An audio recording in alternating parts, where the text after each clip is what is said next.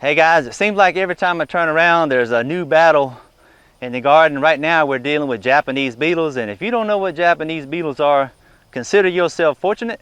If you do, you know what the heck I'm talking about when I say these little suckers will eat up everything you got. Grapes, blackberries, fruit trees, flowering shrubs, crepe myrtles. They absolutely love crepe myrtles, especially the flowers on there. So how do you deal with the suckers? Well, there's some things you can put on your soil, different insecticides and stuff to try to kill grubs in the ground. Me personally, I don't mind that up in the lawn, so to speak, but around my vegetables and stuff, I really don't want to put that stuff out here. There's something else out there called milky spore that you can put on your soil. I've never tried that, but I understand that can be very effective.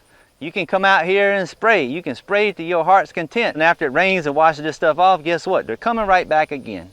It just never seems to end. You got about 6 to 8 weeks of these suckers to deal with, June and July around here.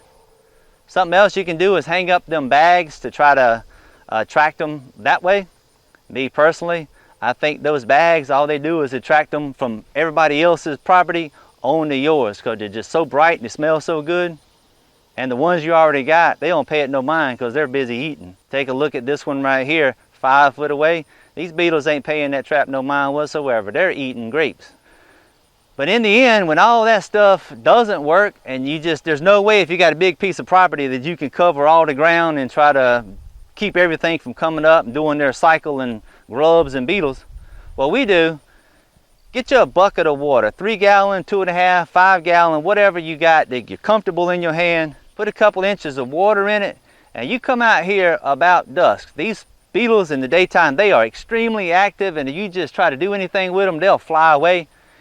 Come out here as the temperature's going down, the sun's going down, and they're getting got the bellies full. They got them a mate, and they done, like Motel 6 left the light on for them. They getting ready to cuddle up for the night. You come along and you just swipe them things right into the bucket, and that'll be the last piece they ever get. But what a way to go, right?